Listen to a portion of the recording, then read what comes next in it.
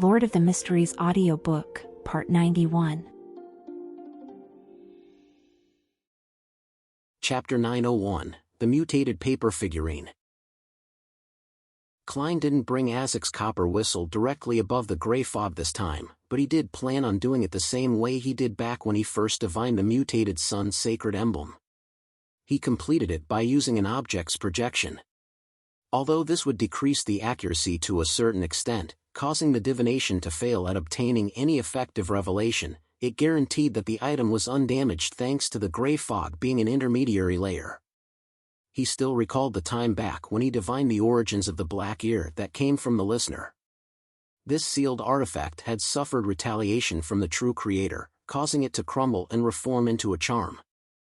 Therefore, with the suspicion that the divination result could point to Death's corpse or other remains, a godhood power of a sequence 0 that had long perished but was still capable of changing the Berserk Sea's environment, Klein decided to leave Azek's copper whistle in the real world and divine using a projection. This was to avoid the possibility of damaging such an important item. After all, Death and the true creator were at the same level. As for why Klein dared to directly use Grozel's travels to divine its origins, it was because the ancient god, Dragon of Imagination, had long since perished. Its corresponding characteristic had likely been inherited by someone else and changed hands several times. Furthermore, the book itself was extremely strong. Even a blast of the sea god's scepter at full strength could hardly damage it. By the same logic, Mr. Door was likely only a king of angels and was in an exiled and quarantined state. He could only barely send out his ravings, making it impossible for him to deal any actual damage. With the help of the power of the mysterious space above the gray fog, I can quickly recover from the damage and corruption without any lasting repercussions. If Azek's copper whistle were to be destroyed, it would truly be gone. I wouldn't be able to contact Mr. Azek again and use it to attract the undead. I won't even be able to carry it around with me. Klein very calmly and skillfully held the copper whistle's projection and the paper with the divination statement in hand before leaning back into his chair. Half closing his eyes, he chanted softly in a state of cogitation, the reason for this copper whistle's abnormality today. After chanting it 7 times, Klein fell into a deep sleep and entered the dream world. After an unknown period of time, he saw a dark and gloomy mausoleum. He saw a dark-colored staircase that extended downwards and coffins placed around it. The coffins were all open with dead bodies in them. On their backs grew white feathers that were stained with pale yellow oil. Even in the dream, Klein found the scene abnormally familiar, as though he had once seen it before. At that moment, he seemed to smell the putrid smell of rot and hear the slow breathing of some object. He felt that the darkness in the mausoleum was thickening, giving him an acute feeling of deathly silence. Suddenly, ravings that were both loud and soft sounded at the same time. The corpses in the coffins with white feathers on their backs floated up together, and using their half-rotten and half-pale faces, they looked out of the dream. With his heart skipping a beat, Klein lost control of his heart, as though it was grabbed by invisible hands and was ripped straight out of his chest. During this process, his dream collapsed into fragments as it returned to nothingness. And the final scene Klein saw was that, not only were the corpses growing white feathers on their backs and other parts of their body, there were thin illusory black tubes that stabbed into their bodies. They extended deep into the mausoleum where an endless cold, sinister, black fog emanated. The black fog slowly contracted and expanded, producing panting sounds. When the commotion from this scene landed in Klein's eyes and ears, the color in his skin rapidly drained.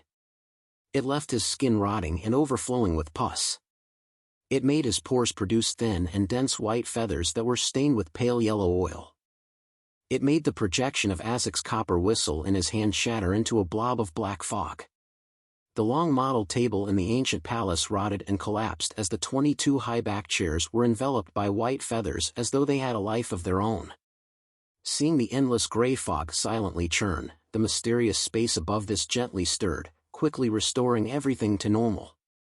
It was as though nothing had happened. Klein, who had collapsed to the side of the chair, reached out his hand and grabbed the table leg and slowly stood up. Sitting back in his chair, he exhaled slowly. He rubbed his temples and subconsciously did a comparison. Weaker than the true creator and eternal blazing sun, but stronger than Mr. Door. However, I'm not sure if it's because the latter was exiled and quarantined, which minimized the amount of power transmitted over. Why am I thinking about these comparisons? It's not like I'm their match. It will still be the same even if I become a demigod. Unfortunately, I didn't directly see the object hidden in the black fog, otherwise, I might be able to obtain some potion formulas or mysticism knowledge. Klein felt a baffling sense of regret as he cast his gaze to the side of his chair. He saw an illusory black fog floating there. It was the remnants after the shattering of the projection of Azek's copper whistle. There's no sensation of strength, which means it can't be used as a charm. What is its use? Klein thought of something else as he summoned a backup paper angel from his junk pile and cast it onto the illusory black fog. The moment the two made contact, they immediately fused together. The paper figurine quickly turned black and appeared serene and quiet. On its back grew white feathers that were stained with pale yellow oil. Such a change was only maintained for a second. The paper figurine returned to its original state, but it didn't seem corporeal, as though it was half illusory. Apart from that, there were feather-like patterns that covered the paper figurine's back. What can this be used for? Klein made the mutated paper figurine land back in his palm. He didn't dare to use divination to determine its effects, afraid to see the scene from his dream before allowing the now-prepared object from deep inside the black fog to invade where he was. After repeated checks, Klein used his knowledge in mysticism to determine something. This doesn't contain any powers itself, but it's substantially unique. Perhaps it can create special effects that are related to the undead domain when used as a paper figurine substitute or paper angel. It's like my adventurer's harmonica. Although it doesn't contain any strength, it can summon a messenger with great strength. Klein immediately put away the mutated paper figurine and began interpreting the scene from his dream. Black mausoleum, open coffins, corpses with feathers on their back, black fog emanating deep inside. These revelations seem to point towards death or something important that death left behind. Or perhaps it's a certain product of the numinous episcopate's artificial death? Right, why did I find what I saw familiar? Klein carefully recalled and quickly found an answer. He had seen a similar scene in a particular divination a long time ago. That time, the contents of his divination was the result of hiding matters related to Mr. Azek from the Nighthawks. Back then, he had seen two scenes in his dream. One was of himself falling into a sea of blood and being pulled out by Azek. The other was them finding themselves in a dark and gloomy mausoleum, looking as though they were searching for something. Klein had once tried interpreting it, believing that the first scene represented him in danger and being rescued by Mr. Azek. The second scene represented them exploring a mausoleum or somewhere that symbolized a mausoleum together. The former had been verified during the meteor that came falling from the skies in Backland. The latter finally revealed clues today. Could it be that the place that Mr. Azek and I will be exploring is the mausoleum that I just saw? But, this mausoleum is very dangerous. The object in the deepest part of the black fog has a very high level. It's only slightly weaker than true deities. Furthermore, it's filled with malevolence. Klein knitted his brows bit by bit, believing that their exploration together wasn't naturally a good thing. This made him believe that it was necessary for him to stop Mr. Azek. However, he also suspected that the divination scene he saw couldn't be avoided. Otherwise, a worse outcome would happen in a dramatic way of having destiny unfold. At least during my first divination, there was only the exploration scene and no appearance of danger. Perhaps there's a way to circumvent it. This might be why seers are often so vague. At times, being too clear might backfire. Klein planned on vaguely mentioning his dream without providing any interpretation when he met Mr. Azek again and allowing him to share his views. After making up his mind, Klein leaned back and looked at the dome of the magnificent palace before vanishing from above the gray fog. Light, shattered light and the pure light of dawn, emitted from the elder of the six-member council, the other demon hunter, Wait Chermont's body. It dissolved the white feathers that grew out of the pores of his skin as he suppressed the subsequent squirming of his flesh and blood. His arm muscles swelled as he pulled the bowstring of the dragon-slaying bow, allowing silver electric bolts and the dawn of light to mesh into a dazzling arrow. The arrow flew out and instantly reached the altar, which was piled with monster skulls. It hit the heavy, iron-black coffin. Silently, the arrow's beam dimmed and vanished without leaving any effect. No, the area around the altar was turning darker and more gloomy. Inside the iron-black coffin, a sound that resembled bones rubbing against each other sounded. Why? Why are you disturbing my slumber? Upon hearing this, Waite's heart instantly became heavy. This was because there was no hint of hiding its malevolent intent, and that it also meant that the former chief might have transformed into a monster. The City of Silver's attempt at salvation had once again failed. With a bang, the coffin's lid flew up and shattered into pieces. A large wave of black fog emanated out from beneath in an incessant manner. Amidst this scene, Waite saw a figure slowly stand up from within the coffin. He was nearly 4 meters tall and his limbs were long. His body was covered in white feathers that were tainted with faint yellow oil. Behind his back were thin illusory black tubes that connected out into infinity. Behind the 3 members of the 6-member council, a huge wave stirred in the pitch-black river. All sorts of arms, tentacles, and veins surged over. At this moment, Waite saw the chief's body transform rapidly and saw his bulging muscles tear his clothes inch by inch. Chapter 902, Shadow. In just a blink of an eye, Colin Iliad had transformed into a 4-meter-tall giant.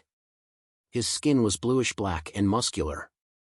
Every inch of his skin, pores, and flesh seemed to violate the normal confines of a human body. It was a unique combination that possessed an unimaginable shock factor.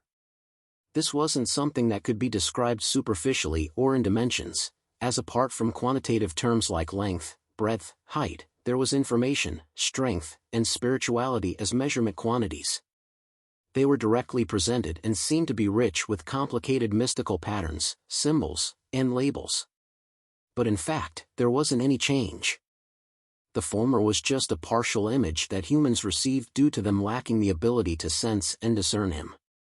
But even so, to face such a creature directly, humans without any godhood would still be corrupted by the spirituality, having their minds thrashed. A common outcome would either be death on the spot or going completely mad. And it was precisely due to this fact that this creature was known in mysticism as mythical creature. However, at that moment, Colin Iliad's head didn't experience any obvious changes. All it did was swell up significantly, and the area from his forehead to nose cracked open with a black vertical eye-like rift. Before reaching sequence 2, the mythical creature form of a demigod was incomplete. Faced with a powerhouse of this level, the advantages and disadvantages of taking such a form was obvious. On the one hand, this enhanced one's strength and level significantly. On the other hand, it would result in intense madness and provide strong inclinations towards losing control. It was a non-trivial test of one's rationality. It wasn't something those with insufficient willpower could withstand. Therefore, most saints would consider transforming into an incomplete mythical creature only if they were forced into a corner. And it wouldn't just be the transformation of a particular part of their bodies. To them, such an action was an attempt at dancing on the edge of a knife. It easily led to a loss of control, therefore, caution was imperative. Most of the time, there were 2 extremes. One extreme was the minority who indulged in their desires and expressed their evil side fully. The other was the kind who had extremely strong willpower and a resilient mind. Once the former produced the mythical creature form, it was equivalent to them losing control with no way of transforming back. The latter could use their mythical creature form as a rather normal battle tactic, without the fear of losing control and the threat of madness. Of course, something rather normal wasn't normal. It still wasn't something that could be used frequently. This was because, for people who danced at the edge of the abyss, they would only deepen the erosion on them with each attempt. It wasn't something that could be completely avoided just because they could handle the negative effects. Among the City of Silver's 6-member council, Chief Klein was one of the few who could control his mythical creature form as a demon hunter. He held the 2 swords that were slathered with different ointments. Just taking a step forward with his right foot sent the land shaking as he leaped up towards the top of the altar. He then pounced towards the former chief whose body was covered in white feathers. His giant-like body's interior and exterior produced dawn-like light that scattered the surrounding darkness, purifying the heroine creatures that were in the illusionary river behind them.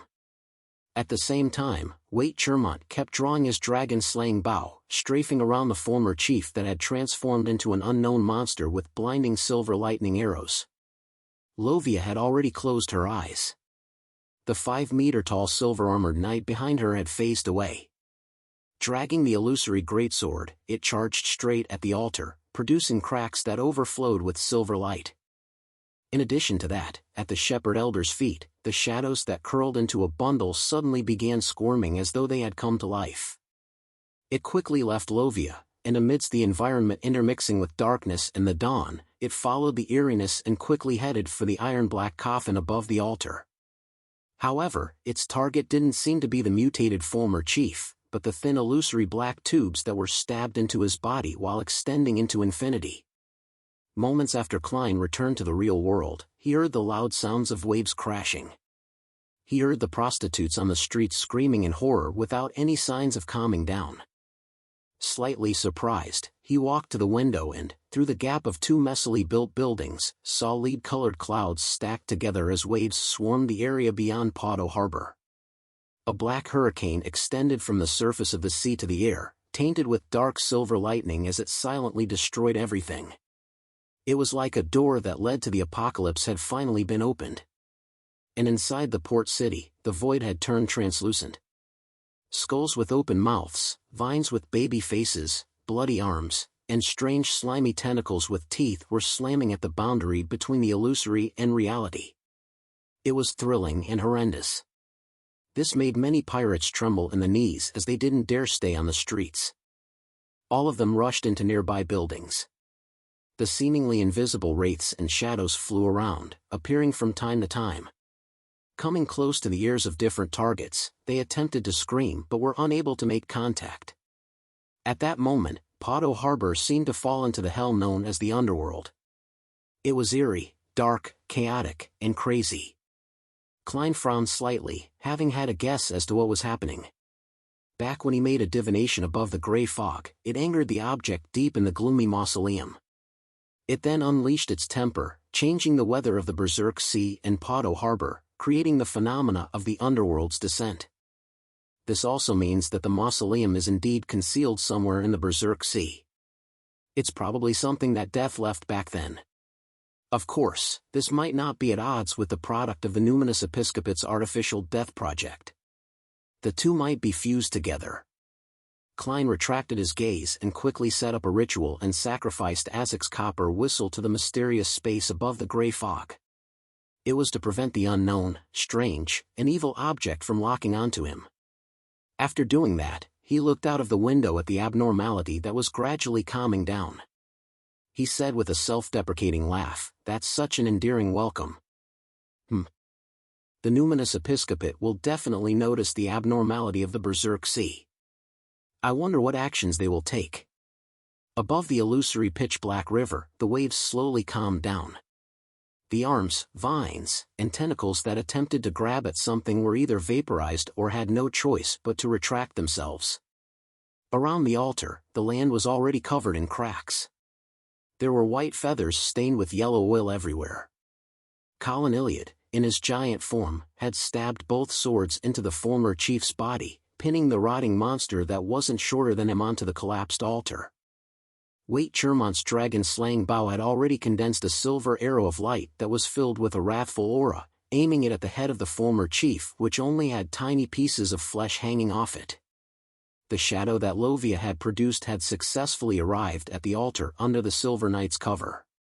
While the other 2 elders weren't paying attention, the shadow leaped and pounced at the black tubes that extended into infinity from the former chief's body. With the incorporeal tubes approaching, the shadow's color darkened.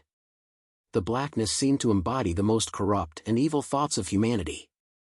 At this moment, a deep voice resounded around the altar, "Fate."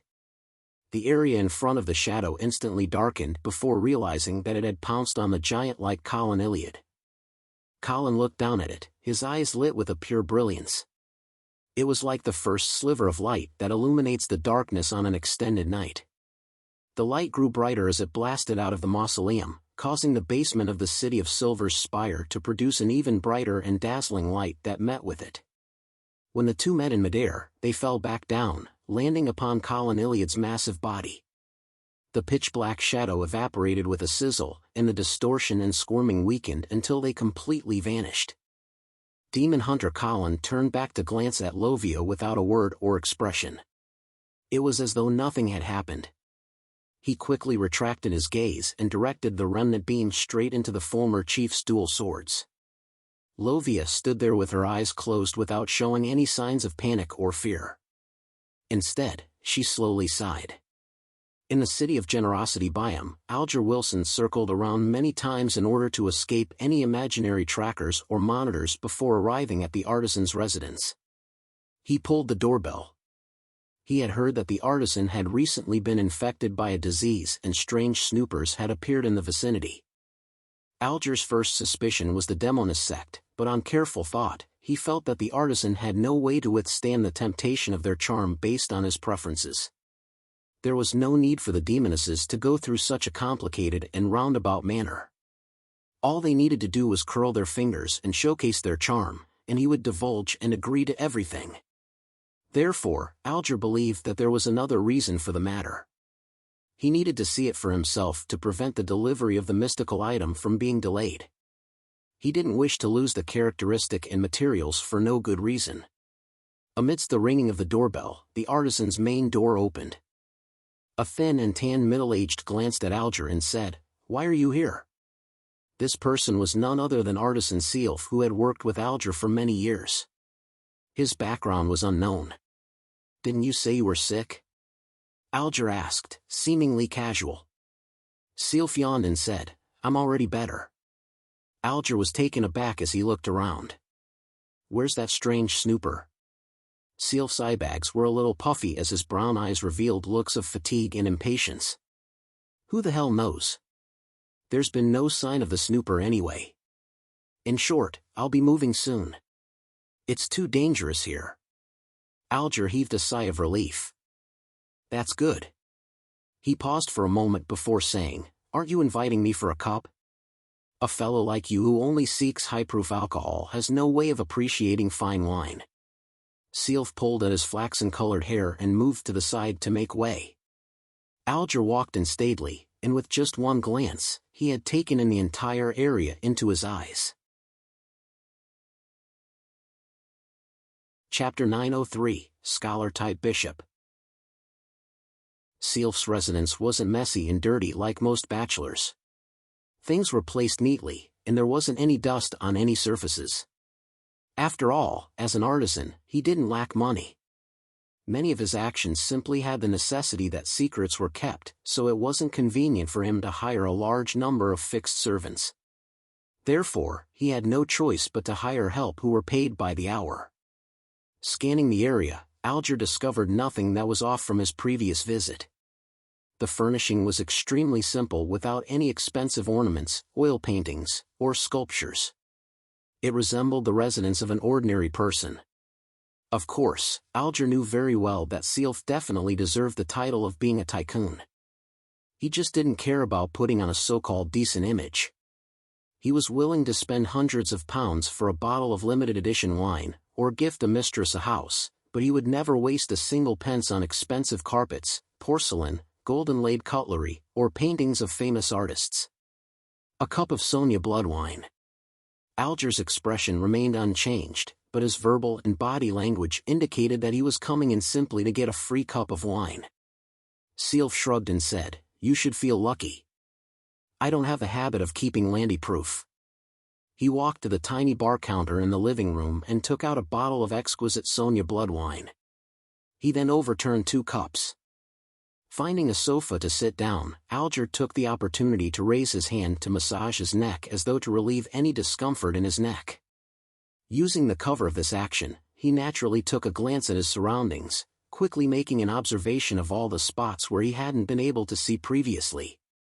As Sealf couldn't be bothered to decorate his residence much, Alger quickly completed his attempt as his gaze was fixed onto a glass window of a cupboard a distance away for a second. Through the glass, he saw some dried grass and flowers.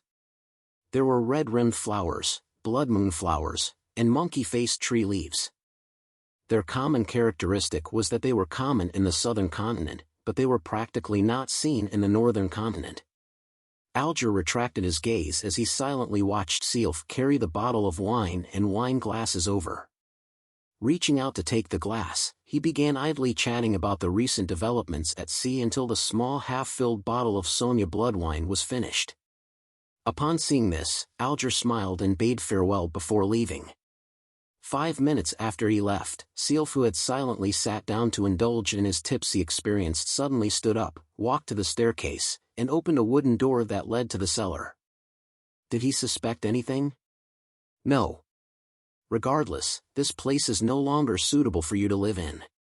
You need to move away as soon as possible. I still have certain commissions that I haven't completed. You don't have to. It's not like you will contact them again. You will receive a new life. All right. 2 buildings away, Alger sat on a long bench in someone's garden, cupping his right hand to his ear as he heard the conversation that came with the wind. West Balham, Baron's Harbor. Outside a seemingly ordinary house. It's really due to your bad relationship with the Church of Knowledge that you're egging me on to come here to request for a language comprehension charm? Danitz wiped the sweat from his forehead as he looked at Anderson, feeling unnerved. Anderson said in a self-deprecating and unfazed manner, "You shouldn't describe it as bad." "Then hostile?" Danitz blurted out, cutting off his sentence.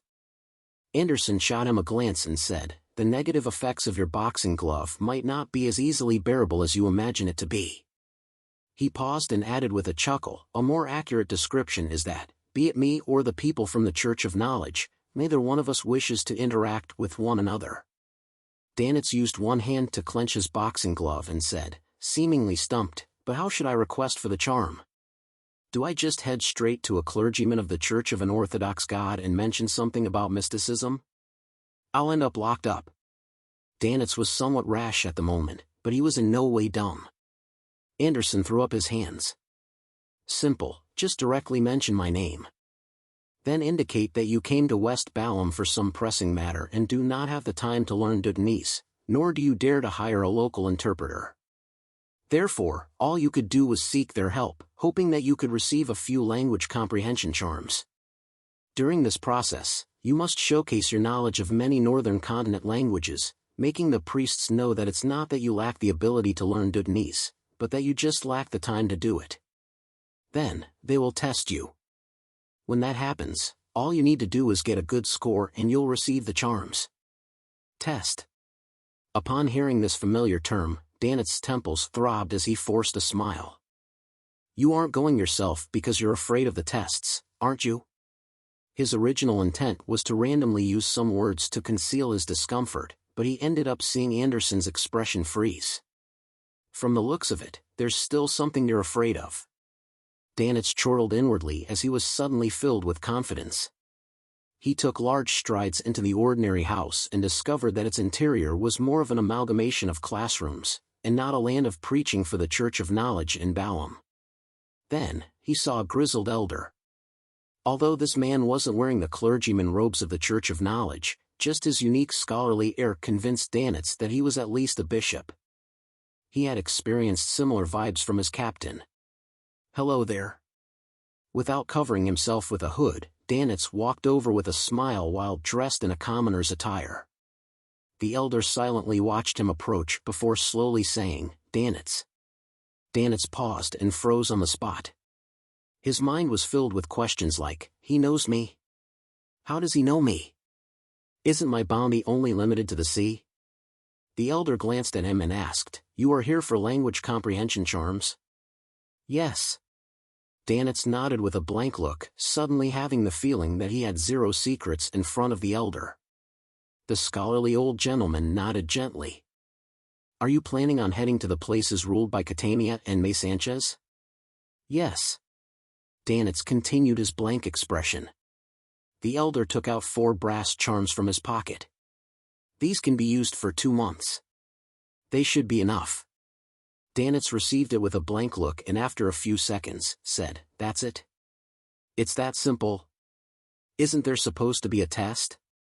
You don't want it, the scholarly elder asked with a smile. No, it's not that. Danitz suddenly shook his head, and before his brain could react, he had already asked, How do you know me? How do you know I want language comprehension charms? The elder wore a few looks of pity in his eyes as he slowly said, Your captain contacted me. She said that you refused to stop no matter how much they called out to you when you left the ship, rushing straight into the harbor. She had actually prepared a few language comprehension charms for you. As he spoke, the man shook his head, the look in his eyes somewhat ambivalent. It was as though he was looking at a student who was often careless in class. I should have long realized that. Captain is such a meticulous person. It's impossible for her not to consider the problem of the language barrier. Danitz resisted the urge to slap himself. When the elder saw the changes in Danitz's expression, he shook his head and asked, It probably wasn't your own idea to seek help here, right? I was about to use divination to find you. Ah, right. It was suggested by Anderson Hood, Danitz immediately replied. The elder was taken aback for a second before his expression turned ashen. At that moment, Anderson was sitting outside in the shade. He had snapped a tree branch and was casually drawing on a barren patch among the grass as he leisurely waited for Danitz to come out. He had no doubts that this unqualified hunter could obtain the language comprehension charms. This was because, as long as Danitz mentioned Vice Admiral Iceberg Edwina, everything would become much simpler. The only difference was how many rounds of tests he needed to take. Just as he finished drawing King of the North Ulyssen's head, he heard a familiar gait coming from the inside. Anderson's branch-wielding hand paused for a second when he looked up and turned to the door. He saw Danitz holding a stack of paper, walking over with mixed emotions. You failed the test? Anderson gave a sincere smile, having zero concern over the failure to obtain the language comprehension charms. Danitz shook his head blankly. There wasn't a test. Anderson was first taken aback as he asked with immediate enlightenment, Help from your captain? Danitz tersely confirmed it as he handed the stack of paper to Anderson and said, This is what the bishop wishes me to inform you, a real hunter doesn't only rely on instinct or solely focus on the prey's information. They also need to learn how to grasp the prey's psyche and use all kinds of additional information. This is the information he wants to give you. Anderson's expression became contorted for a brief moment before it was restored to normal. He chuckled and said, Thankfully, that's not much. Danitz's lips quivered as he finally held back the laughter that rose within him. He said with seriousness, That's only the table of contents. That bishop said that you should try to finish reading all the books mentioned in it within 2 years. Anderson's smile finally froze. Desi Bay, Eskelson Harbor. Klein was like any normal southern continent tourist. He bought tickets to East Balham, boarded a hybrid steam and sail liner with many cannons. With a hum, the ship left the harbor and quickly entered the Berserk Sea. Midway, Klein discovered the Lowen Kingdom's Desi fleet patrolling the safe sea route as though they were guarding against something. From the looks of it, the abnormality in the Berserk Sea has garnered the attention of the Lowen military. This way, the numinous episcopate likely has no way of investigating these waters without problems. Of course, a fleet is unable to monitor the entire stretch of the sea route. Klein stood inside his cabin as he looked at the scenery outside, thinking in enlightenment and poignancy. At this moment, he heard stacked illusory pleas. He hurriedly headed above the gray fog to check on it. The prayer was from the hanged man. He requested Mr. Fool to inform the hermit that the artisan was suspected to be controlled by a cult or secret organization and that he wished to receive some help from her. Chapter 904, Analysis. The artisan is suspected to be under the control of a cult or secret organization. Yet, he's trying to get the hermit's help? Just get the world. Who knows which waters the future is in at the moment and how long it would take to reach there. What's more, the world can teleport. After hearing the hangman's prayers, Klein subconsciously rebutted his request, believing that it would delay an opportunity, causing unnecessary losses. He then calmed down, believing that with Mr. Hangman's attention to detail and experience, it was impossible for him to commit such a simple error. Since he believed that he definitely had his reasons for requesting the hermit's help instead of the world. This also means that Mr. Hangman has determined that the matter hasn't reached a critical state that requires immediate action. He even wishes to observe further to find more clues and details. Besides, since Ma'am Hermit had offered to provide help in advance, it means that she believes that, for the time being, her region of activity would overlap with Mr. Hangman's. If anything really happens, she would be able to rush there at the fastest speed possible. Or does she too have powers similar to teleport? But that's a very low possibility. Klein tapped the edges of the model table, believing that he should trust Mr. Hangman's experience. Of course, this also included the fact that Mr. Hangman hadn't described in detail about his discoveries or areas of suspicion, preventing him from inferring or divining the truth of the matter.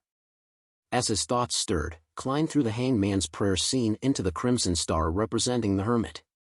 As he was waiting for Admiral of Stars to reply, he suddenly saw the star representing the sun suddenly contract and expand as it produced stacked layers of prayers. The City of Silver's exploration of the former chief's mausoleum has some preliminary results? Klein made a guess as he emanated his spirituality over. In accordance with his expectations, Little Sun began recounting everything that had happened after the 3 members of the 6-member council opened the former chief's mausoleum.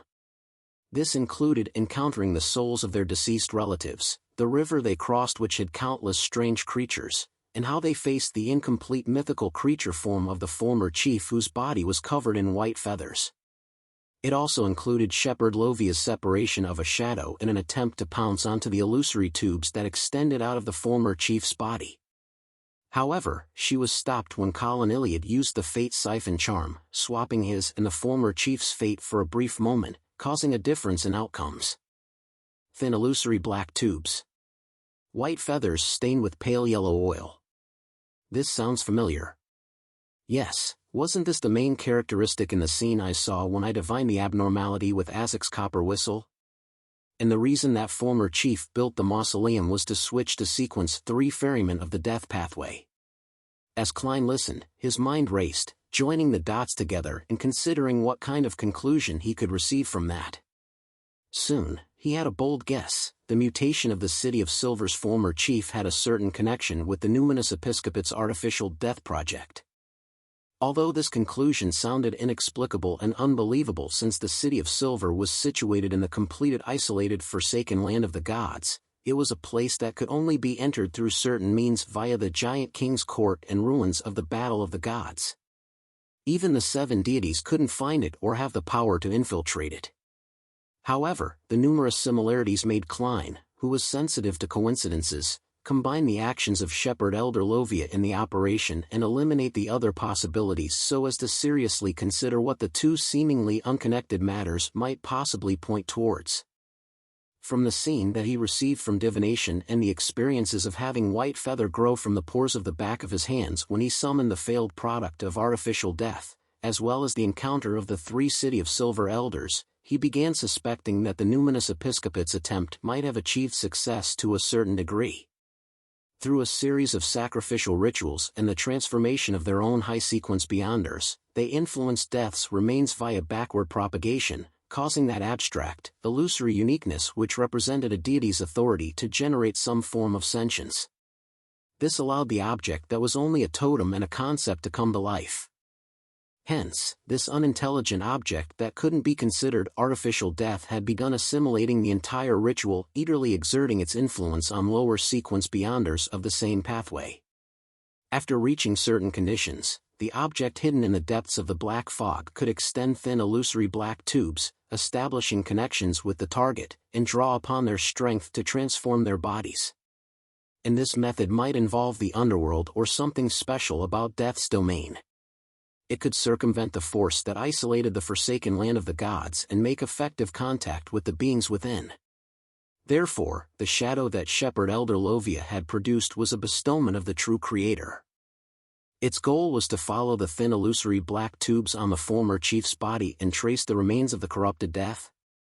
Perhaps this was how the Mother Tree of Desire replaced the chained god back then and seized the corresponding authority. Thankfully, the current chief of the City of Silver has a very clear mind. He knew ahead of time to seek out the secret existence backing Little Sun for help. By using the Fate Siphon charm, he remarkably foiled the true Creator's ploy.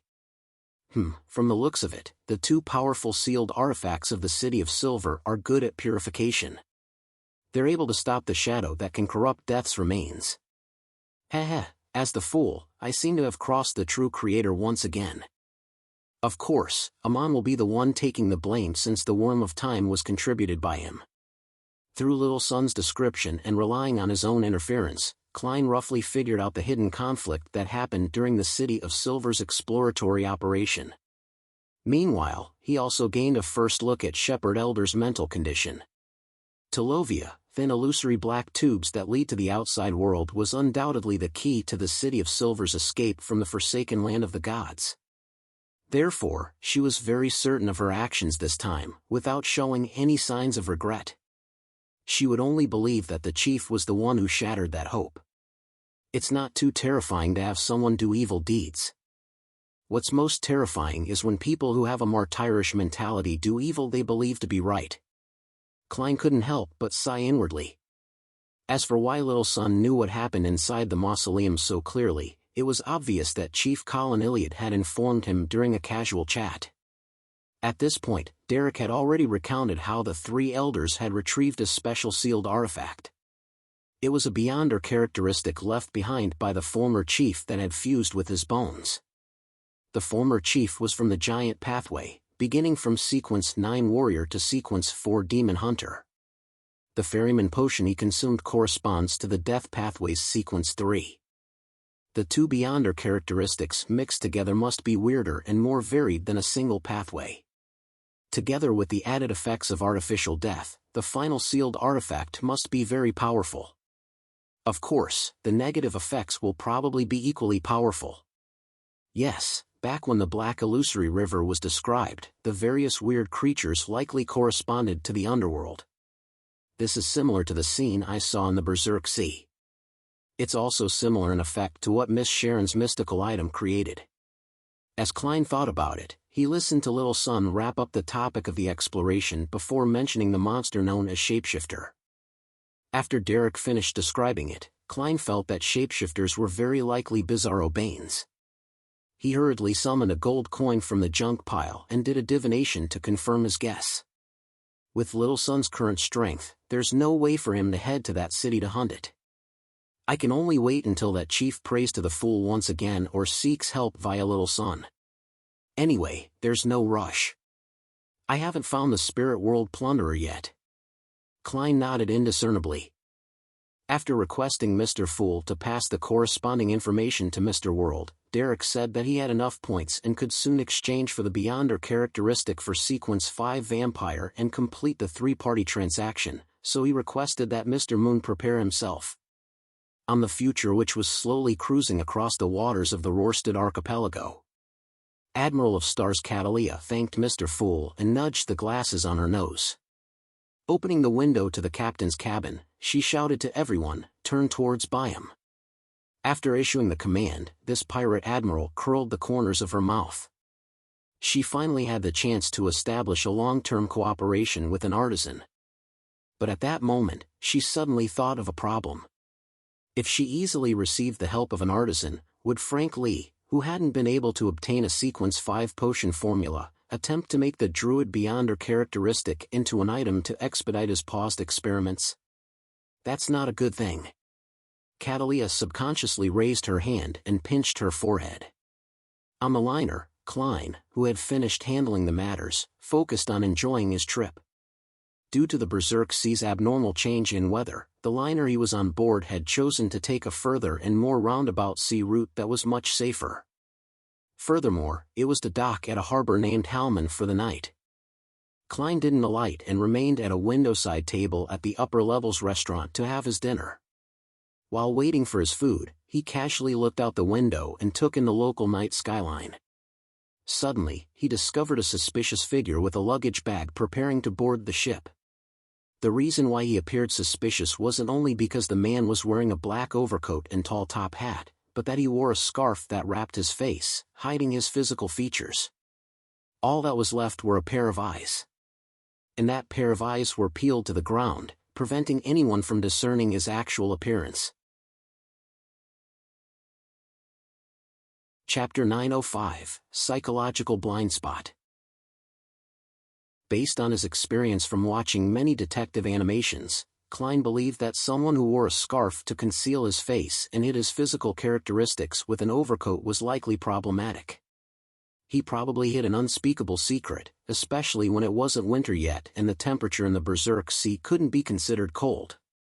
However, this has nothing to do with me.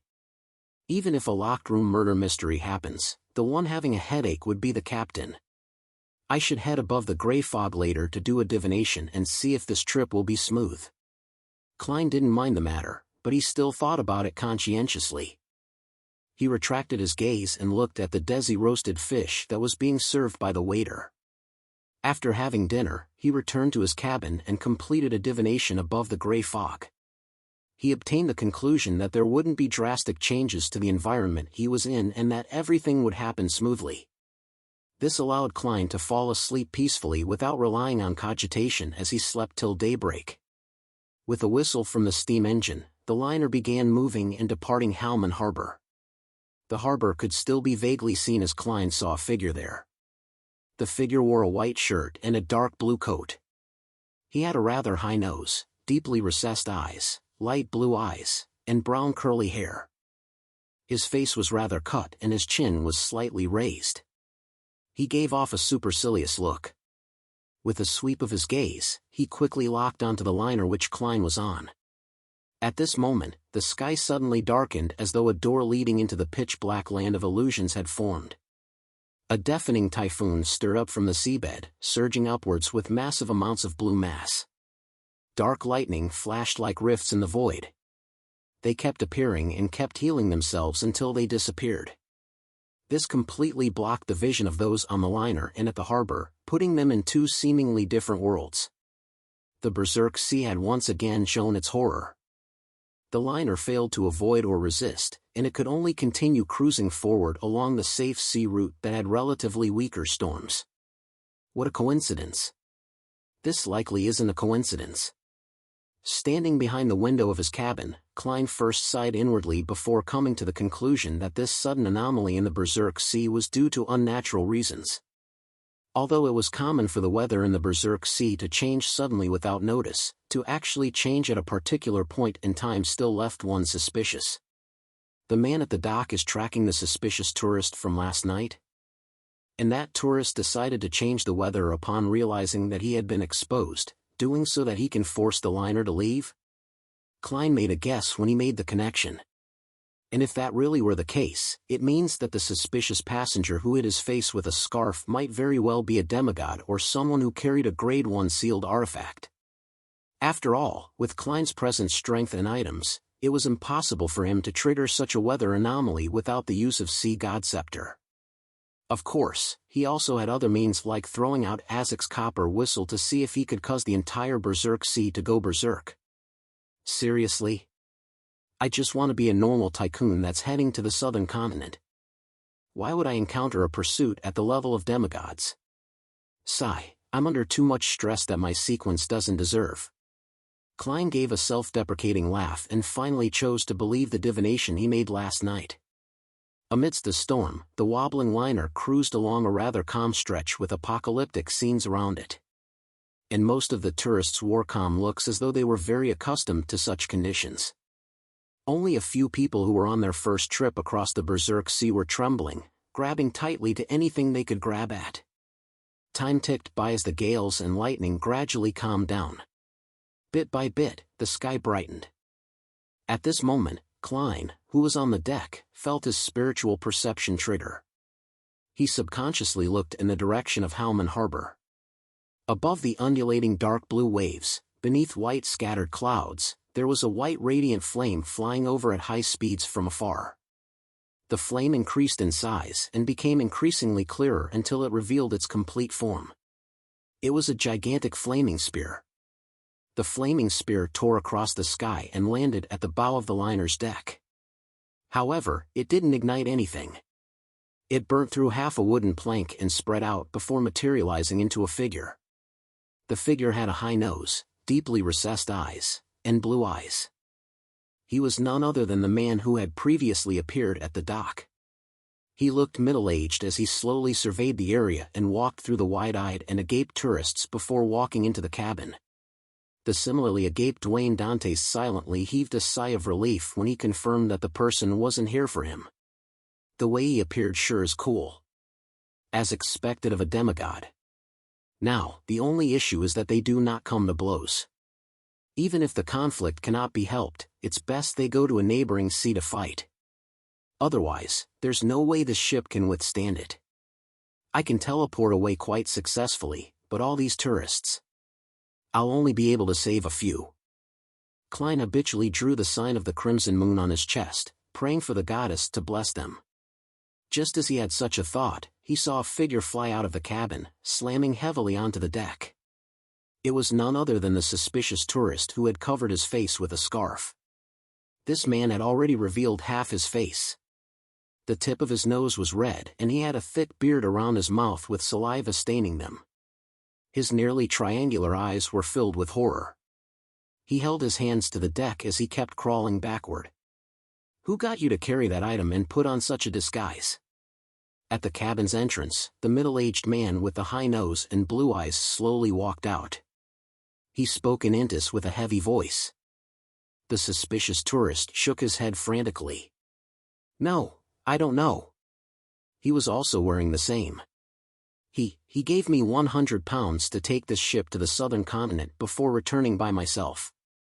The middle-aged man silently watched with his penetrating glare that seemed to tear through his soul. This made the tourist break out into a sweat as his body convulsed. He once again stammered his explanation, but there weren't any changes to it. The man retracted his gaze before his body burst into white radiant flames. Following that, he transformed into a gigantic flaming spear and shot towards the region where Halman Harbor was. The flaming spear quickly disappeared into the distance, leaving a twinkling speck. During this entire process, apart from at the very beginning, the demigod didn't take a second look at the surroundings tourists. It was as though they never existed. A simple but smart ruse. By getting someone to disguise as himself and board the ship, then using certain means to control the weather, thus, creating proof that he's on the ship, but in actual fact, he had been at the harbor the entire time. Once the enemy starts the pursuit, he can then attempt to escape. Enlightened, Klein made a judgment. This made him suspect if the pursuee was once a conspirer, magician, or other beyonder that was good at coming up with ruses. As for the person who transformed into a burning white spear, his arrogance, detestable nature, and his usage of the Intis language had made Klein believe that he was probably a demigod from the Hunter pathway. It was possible that he was an iron-blooded knight. I've no idea why there was a conflict. Klein shook his head and returned to his cabin. On the deck, the tourists finally snapped to their senses as they discussed the supernatural phenomenon they had just seen in Murmurs. A person could transform into a flame, and the flame could reform into a human. Amidst the noisy commotion, the liner continued cruising forward on the safe sea route. It didn't encounter any accidents midway, and it arrived at another harbor at midnight. Like usual, Klein didn't alight, afraid that he would encounter something. He took out his gold pocket watch and opened it to determine the time to head to the restaurant. Another half an hour. Klein silently muttered to himself as he looked up and out the window. At this moment, many tourists who were bound for this harbor were heading for the dock along the gangway with their luggage in hand. As he swept his gaze, Klein's gaze suddenly stopped on a figure. The figure wore a black bonnet. He had dark golden sideburns. His lips were tightly pursed and his facial features were clear and distinct, like an ancient, classical sculpture without any wrinkles. He wasn't carrying any luggage, and soon, he stepped onto the dock with the crowd, disappearing into the corner of the road. Klein just watched motionlessly, as though his body wasn't his. He felt every drop of his blood turn cold as a name appeared in his mind, entangled. The street lamps on the harbor had already lit up. The liner's many windows also lit up in concert with them. Dwayne Dantes was waiting inside a first-class cabin in darkness and silence. Klein had already sat down without showing any emotion. All kinds of thoughts couldn't help but flash across his mind. This is the first time I'm discovering signs of entangled after the great smog of Backland.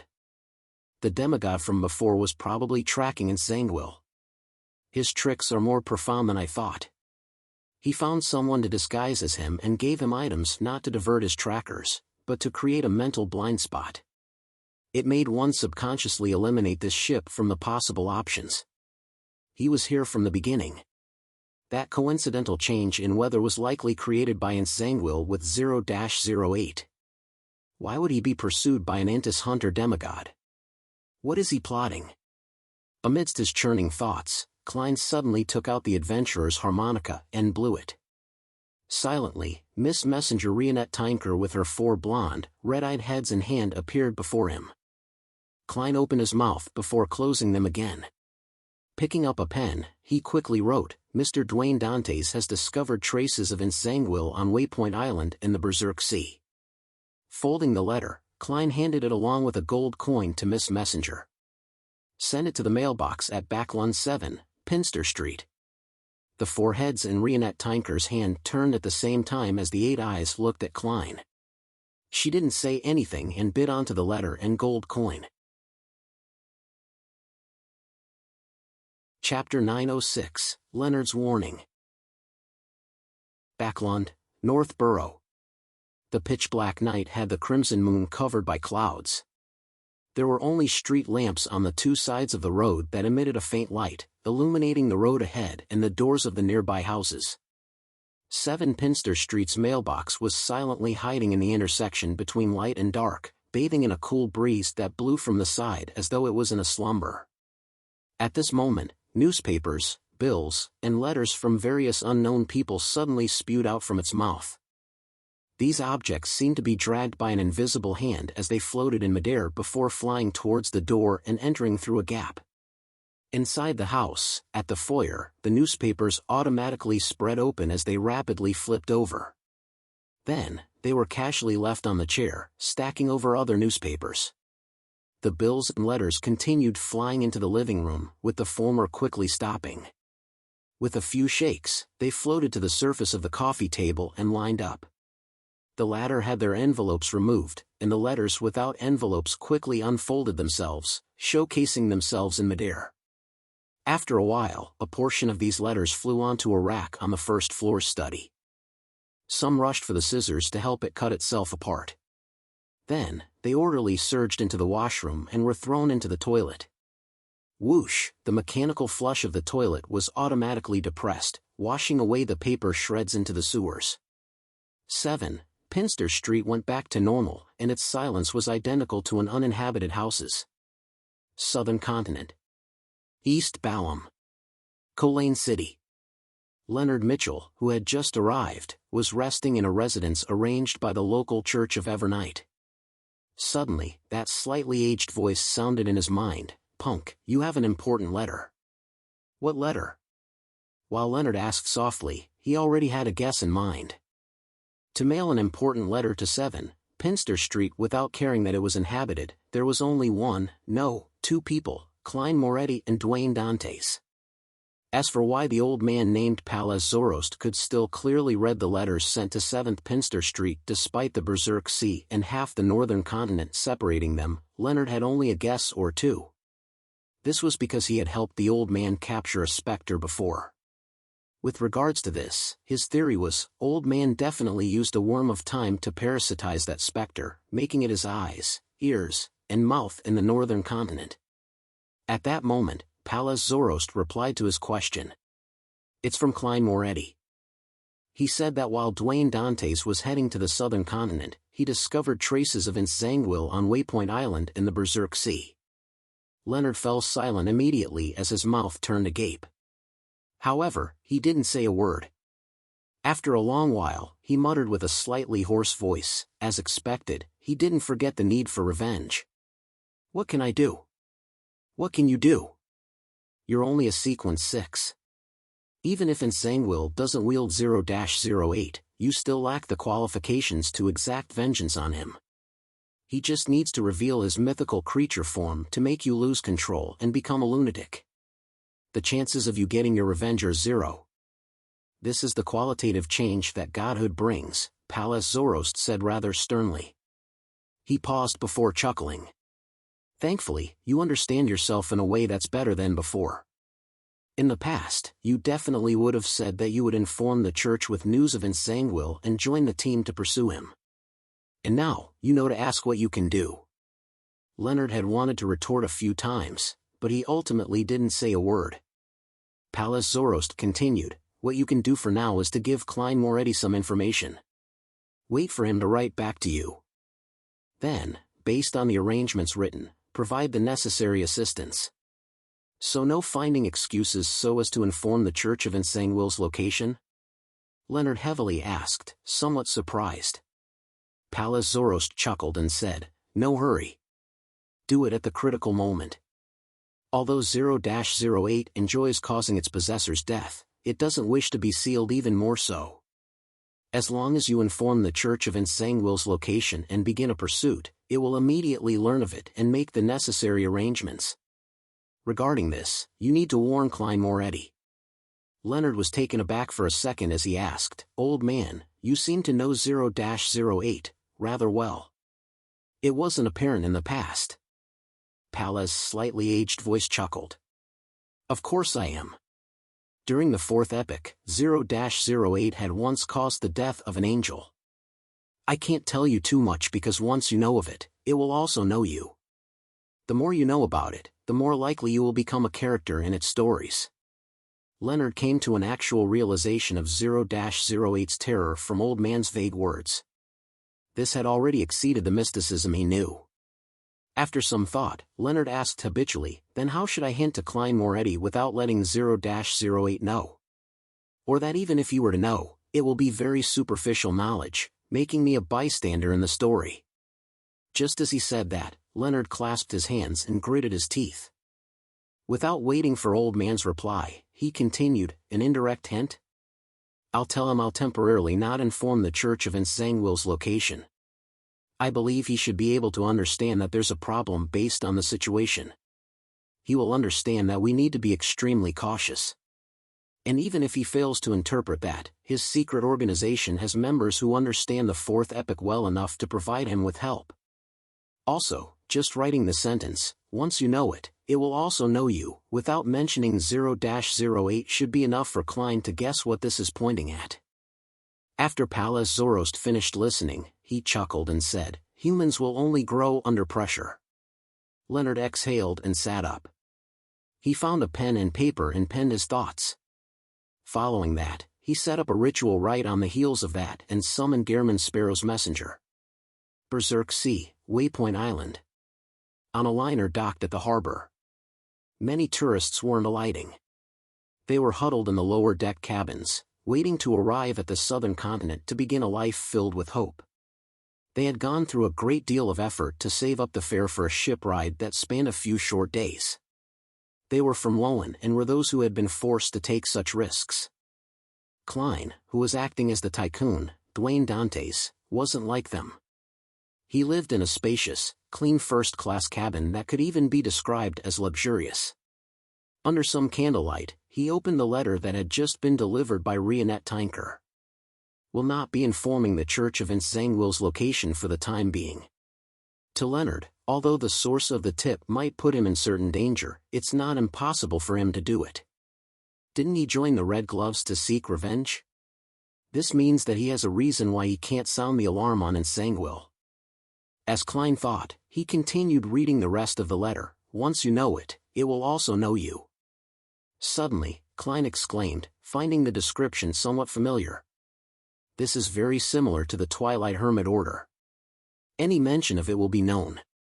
So, 0-08 is a sealed artifact of the spectator pathway. Leonard isn't informing the church of this matter because he's held back by this. He wishes to wait for a better opportunity. This is likely something the grandpa in his body told him. Klein nodded in thought, feeling thankful that he hadn't asked Rionette Tinker for help moments ago. That would have been equally dangerous for Miss Messenger.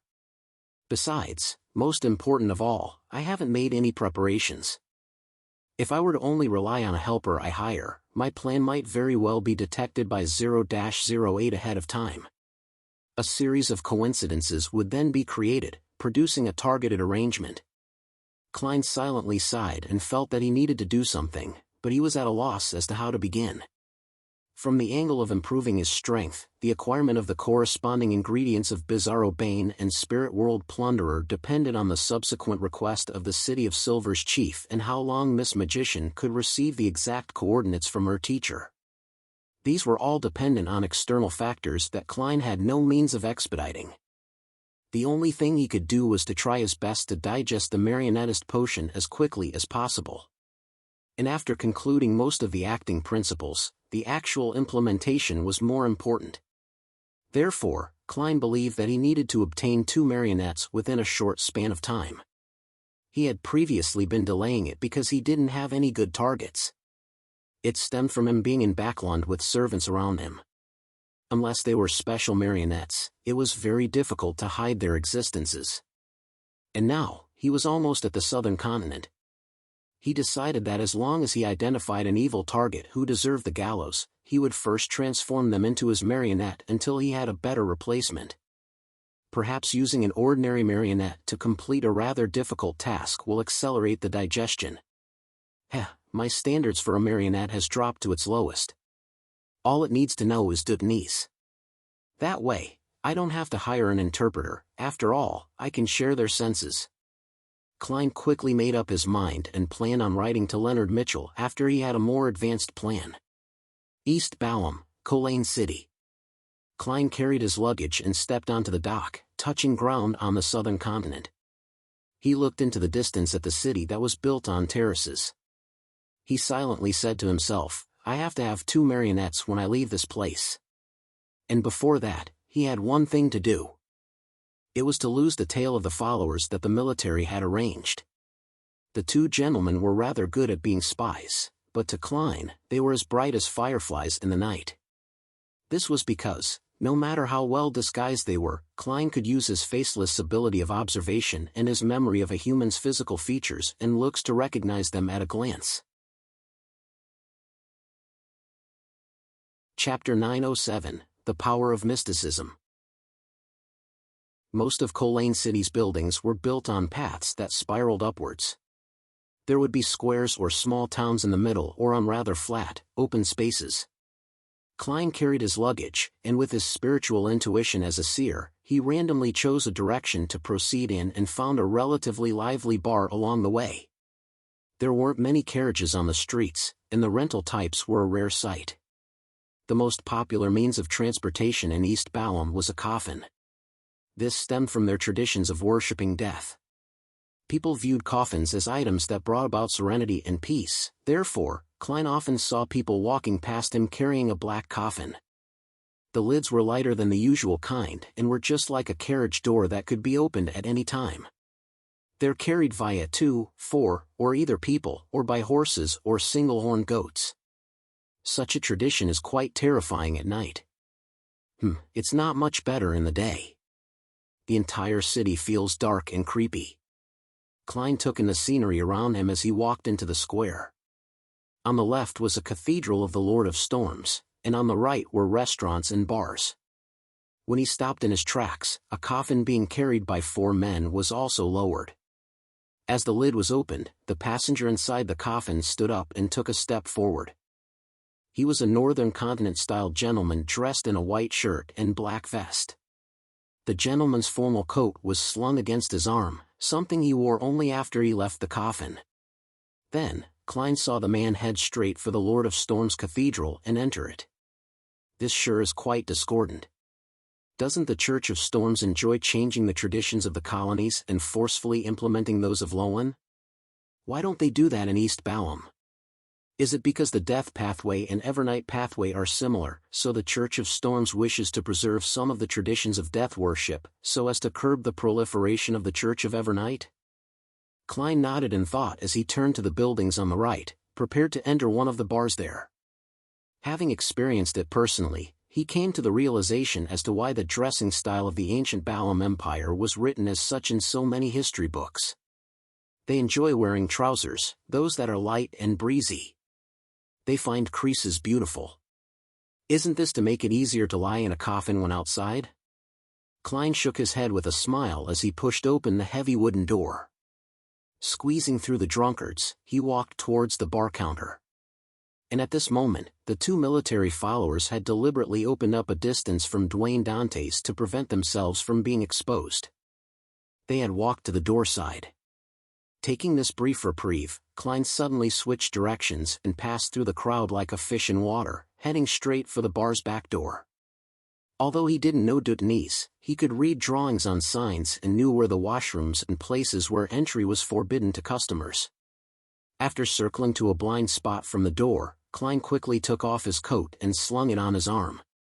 Immediately, with his golden cane, he reached out his palm to cover his face and slow down his pace. Turning directions again, he headed for the bar's entrance. After opening up a distance of nearly 10 meters from where he took off his coat, Klein lowered his face-shielding right hand to reveal a completely different face. His white sideburns, deep eyes, and elegant demeanor was all gone. He had switched to a common Loanese face that could be seen anywhere on the northern continent. With luggage and cane in hand, Klein walked staidly towards the two military followers. As they were looking for Dwayne Dante's, he walked past them and left the bar. Be it tracking or anti-tracking, they were both strong traits of a faceless. Returning to the square, Klein turned into a sloped alley that led to higher ground. He planned on finding a hotel elsewhere. As he walked on a rather deserted path, he suddenly heard a woman's frantic cries. The voice was only maintained for a very short moment before it was silenced. Although he didn't know what she was shouting, Klein could sense the horror, fear, and panic in her voice. Hence, he switched directions and entered a narrower and more deserted trail. In less than 10 seconds, he saw a local man in his 30s who was pressing against a 13 or 14-year-old girl in a secluded corner and was using violence against her. His skin was brownish, and he had rather soft facial features. Klein took a glance and slowed down his pace before stopping in the nearby shadows. At this moment, the girl's face was extremely horrified and distorted. However, regardless of how she struggled, she was unable to free herself and had only received a beating in response. Her tears and snot flowed out while her mouth was stuffed with cloth. All she could do was produce muffling sounds. At this moment, she was surprised that the rotten egg's attempts to take off her clothes had slowed down. Without having the time to consider what was happening, she subconsciously looked at the rotten egg and found that his eyes had widened. His facial muscles were writhing slowly, but he was unable to form a complete expression on his face. Then, his limbs twitched and paused as they continued doing what they were doing but were easily avoided. The girl instinctively pushed him, which had ended up having surprisingly excellent results. Freed, she immediately stood up and fled. However, she couldn't help but feel her legs go limp. After a few steps, she tripped over a stone and nearly fell to the ground. At this moment, she heard the sound of footsteps behind her. Reeling in anxiety, she fumbled to her feet. But almost immediately, the sounds of footsteps suddenly ceased. The girl subconsciously looked back only to see the rotten egg standing 2 meters away. His joints were making strange actions as though they were rusted. What's happening? The girl felt as though she was having a nightmare. The brown-skinned man struggled for a moment before quietening down. Revealing a smile, he said in Duttonese, "In the future, when you meet someone like me, remember to head for the nearest cathedral or somewhere where there's plenty of people." The girl was taken aback for a moment before she screamed. Turning around, she ran as fast as she could. Subconsciously, she chose to run in the direction of the square where the cathedral was. When the common silence of the deserted spot was restored, the brown-skinned man turned to look at the nearby shadows where Klein walked out from. A new marionette. His body isn't strong enough, and he's not nimble enough. He lacks beyonder powers and looks rather fierce. Apart from knowing Dudnese, he's completely useless, Klein simply evaluated. If it wasn't because he was committing a crime and that I wasn't proficient in the local language, I would have buried him immediately. He couldn't help but make a comparison with his former marionette, Admiral of Blood Senor. Senor was a wraith and was capable of mirror blink. He could hide in gold coins and reflective surfaces. I didn't need to worry that he would be seen by others. He also had shriek and the ability to possess others. Together with a marionettist, it's a perfect combination. More importantly, he also knew Dudnese.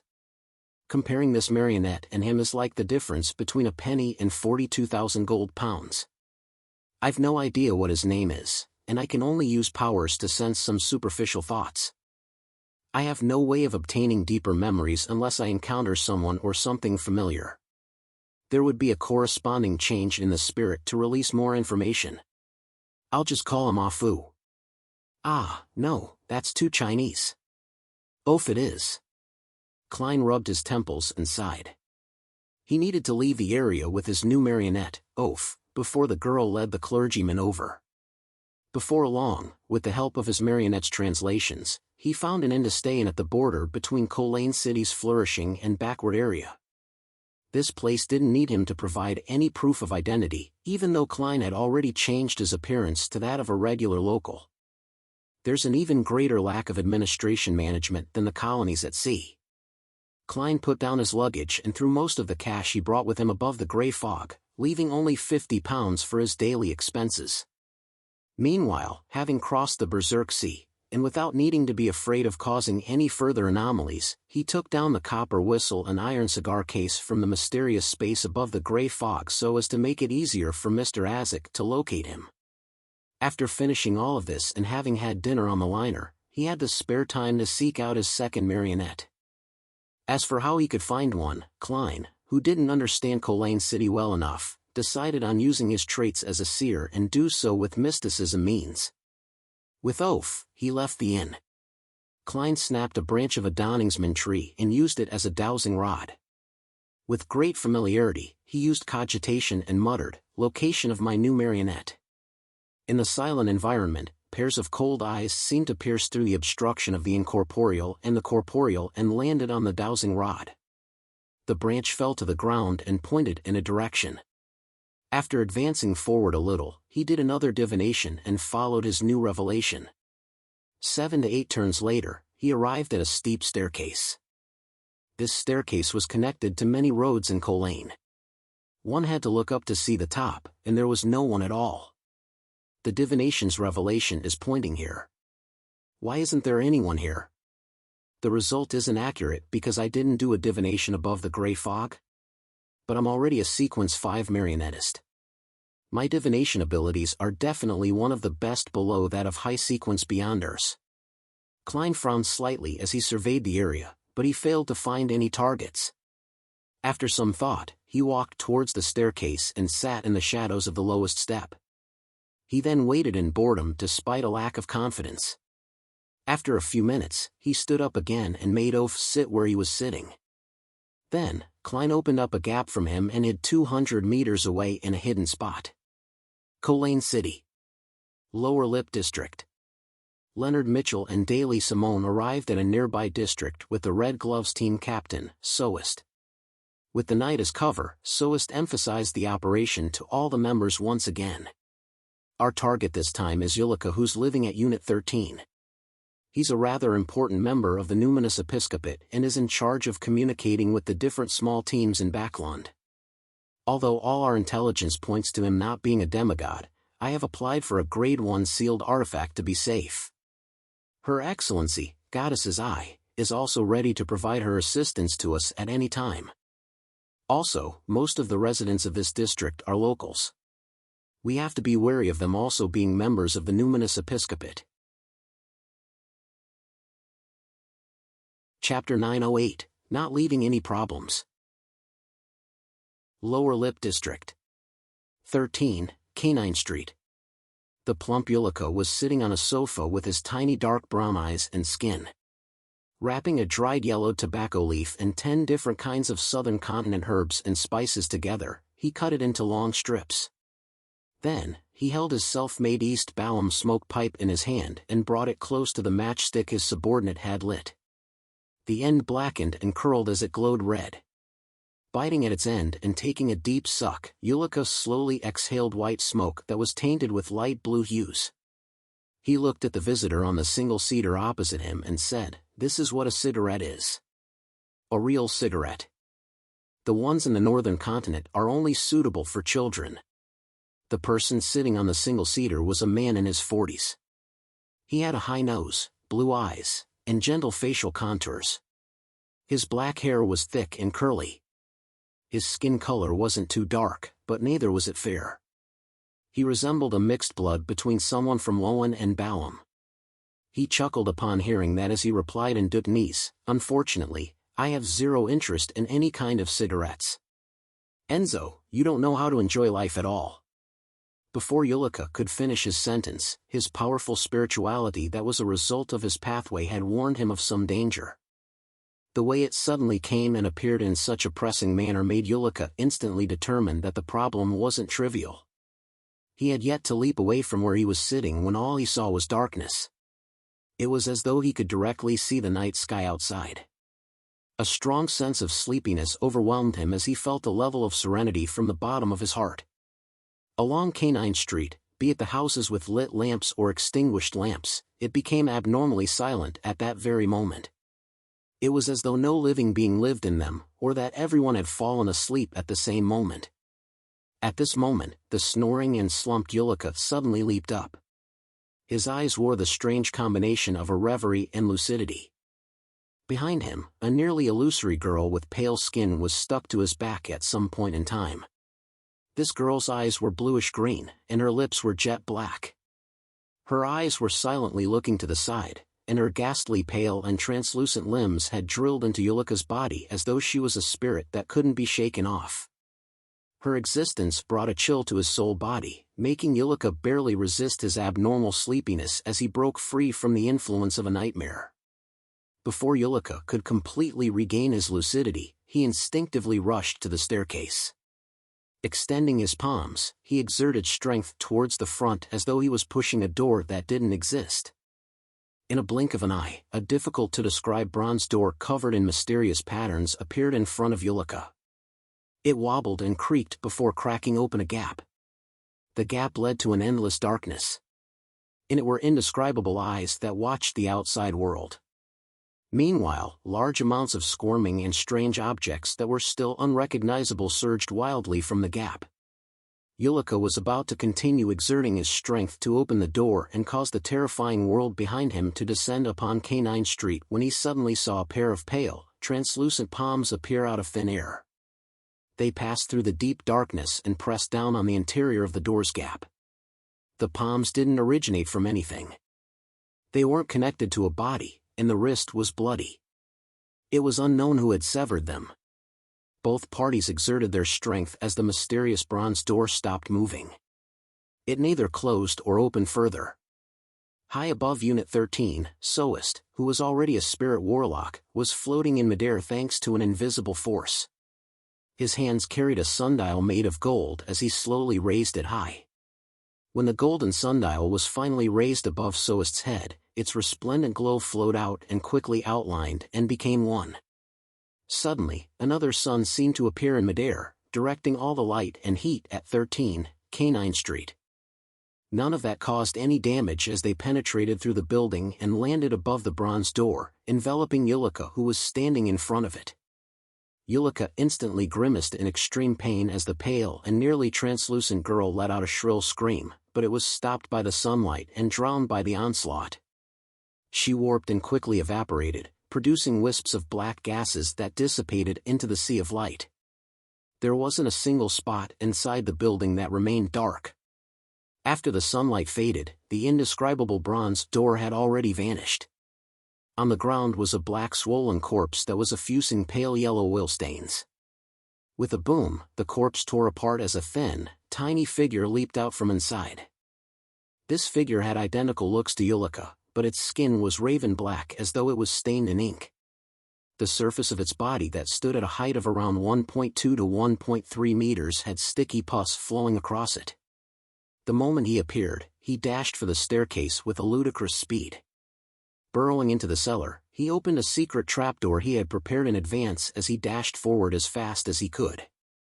In just 10 seconds, the miniaturized black version of Yulika saw the entrance, Hope.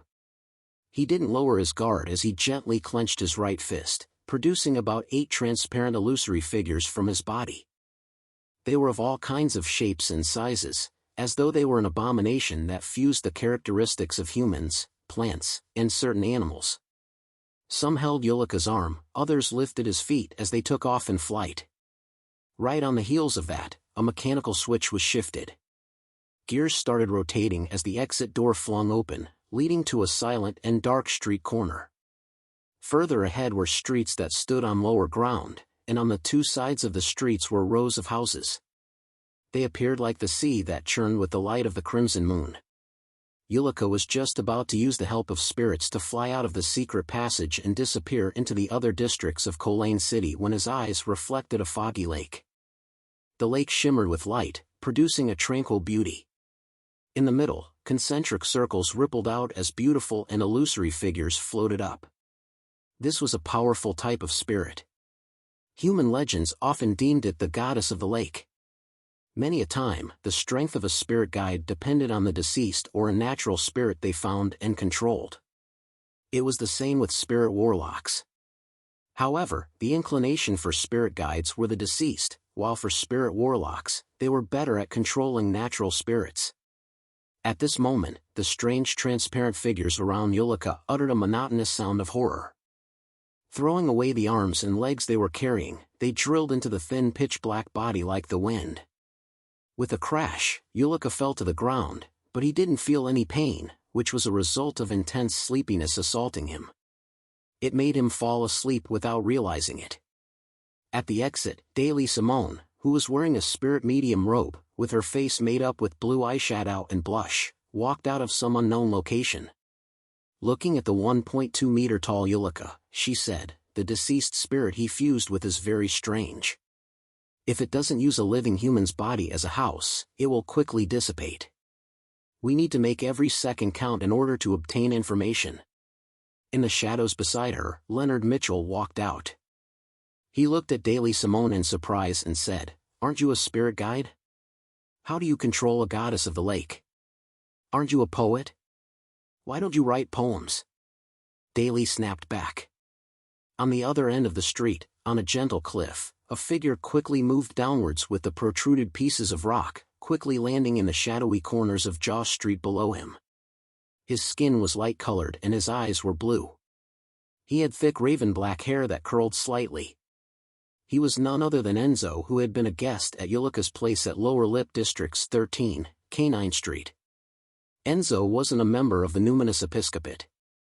He was one of the traders of the life school of thought that had escaped under the enticement of the Rose School of Thought. Furthermore, he was neither a beyonder from the apothecary pathway that led to the vampire sequence, nor did he worship the primordial moon. He was only a person who didn't wish to accept the various rules set by his teacher and his teacher's teacher. He wished to lead a carefree life and take advantage of being a winner. Such a state of mind was strongly advocated by the Rose School of Thought's indulgence faction, so it didn't take long for him to formally join them, allowing him to freely satisfy all his various desires. This time, he was representing the Rose School of Thought to make contact with the Numinous Episcopate in Colane and discuss the possibility of cooperating on certain matters. To his surprise, Tenebrous deceased Yulika had suffered a sudden raid by the Church of Evernight. It was a high-level raid. Thankfully, I'm good at anti-divination. The Church of Evernight members didn't know ahead of time that I was at Yulika's place, and they didn't pay too much attention to me. They just thought of me as Yulika's subordinate, allowing me to find a chance to escape the core region.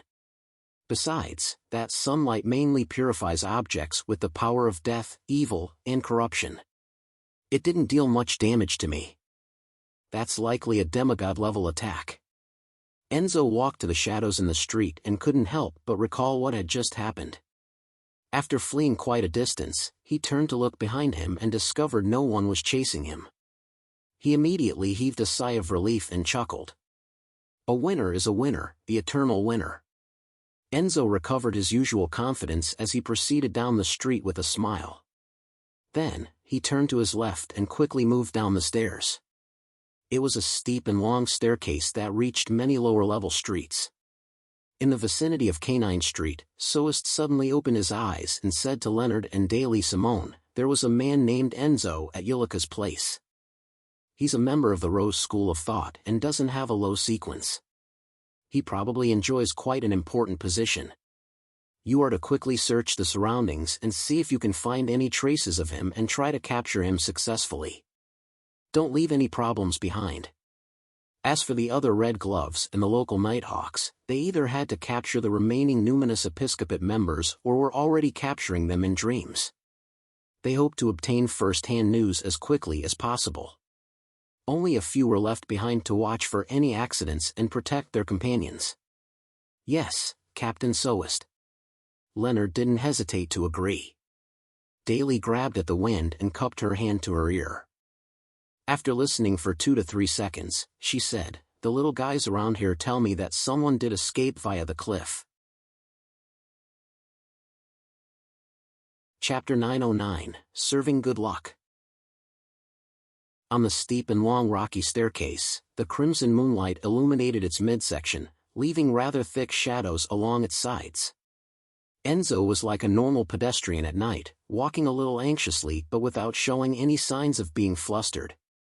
He had a deep faith in his excellent good luck, being a winner in life, one that wouldn't be caught by the Nighthawks. Seeing that he would be done after a few more flights of steps, Enzo, who was once a monster, suddenly sensed something as he turned his head to look at the shadows in the lowest point of the staircase. He then saw a figure sitting there in a daze. His looks and figure appeared rather indistinct due to the lighting, and he was dressed in the standard outfit of someone from East Balam. The figure took out a box of matchsticks and struck a match to light up the surroundings. Enzo didn't bother sizing up the person when he suddenly saw a scene before his eyes. The figure threw a matchstick over as though he was gifting him something. And when the matchstick approached, it suddenly burst into a ridiculous inferno as a man wearing a formal suit and top hat walked out. Seeing scenes he shouldn't see, and hearing sounds he shouldn't hear, were a daily occurrence for a monster. Having become a winner, Enzo was already used to all of this. Without any thought, he fully believed in his intuition and lunged forward, jumping off the staircase and making 2 rolls onto the lower street. At the same time, the brown-skinned marionette, Oaf, suddenly stood up. After bending his back, he hurled the matchstick in his hand at the location where Enzo was previously standing. Before the matchstick hit the ground, scarlet flames extended out into midair in a resplendent and brilliant manner. Amidst the flames, Klein's black-suited figure with a half-top hat leaped out. However, he had lost sight of his target. Klein had discovered someone rapidly coming down the staircase about 10 seconds ago as though he was hiding from something. Suspecting that this was his new marionette, he immediately did a dream divination and obtained the revelation that the man was related to the Rose School of Thought and wasn't anyone good.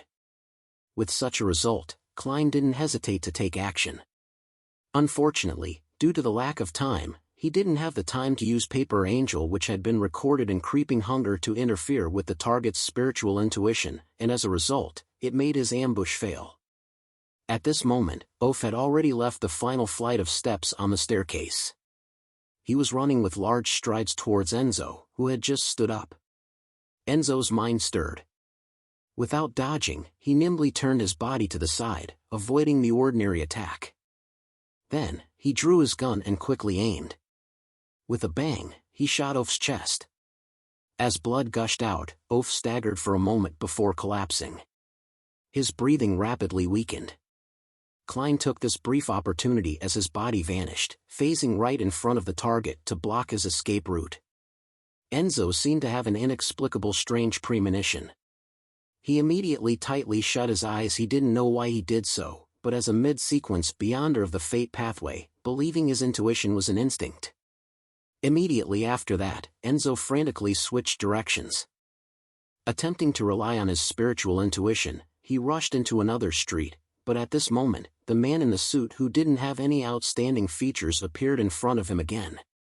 Klein's figure kept disappearing and appearing in every direction, as though he was running around Enzo at high speeds, often blocking his path but not dealing any direct attacks.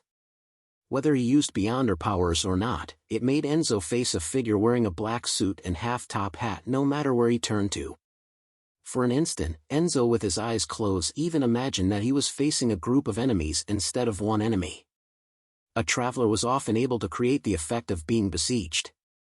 In just 10 seconds, Enzo, who had failed to find a path to escape, suddenly jolted.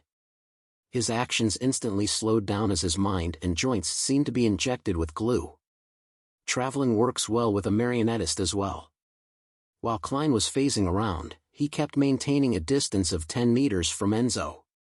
He had been secretly controlling his spirit body threads all this time. No good. He doesn't attack. And is only blocking me. Not because. He is waiting. For the Nighthawks. But for another reason. Enzo, who still had his eyes shut, felt his heart tighten. Suddenly, he stepped onto a rock, causing his body to lose balance. He slammed heavily to the ground, causing his revolver to fly several meters away. Plop! The pain and shock had snapped Enzo out of his suppressed state. He found his fluidity again. Enzo was no stranger to such accidents. As a winner, he often obtained an advantage due to all kinds of low-probability events and thus clinch victory.